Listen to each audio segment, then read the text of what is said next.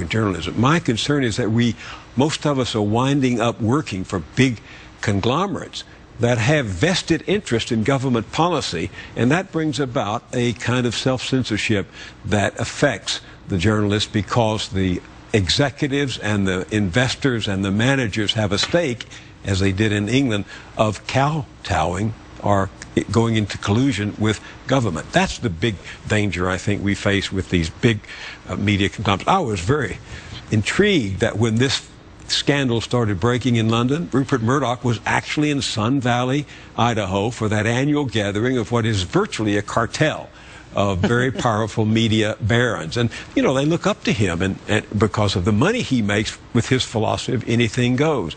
And the fact that they were all there in Sun Valley when this began to happen, I hope is a perhaps unintended message to them about whether their allegiance is to the American people or to their own bottom line. And that it at least should have been embarrassing, and maybe the test is whether or not they feel embarrassment when something like that happens.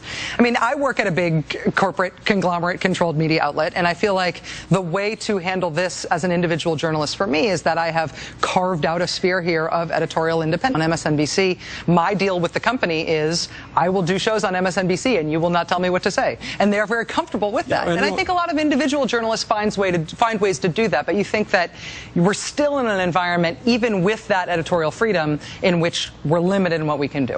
I served time at CBS News, enjoyed it for 7 years and all. I was here at MSNBC for the launch of it 15 years ago. I worked at NBC.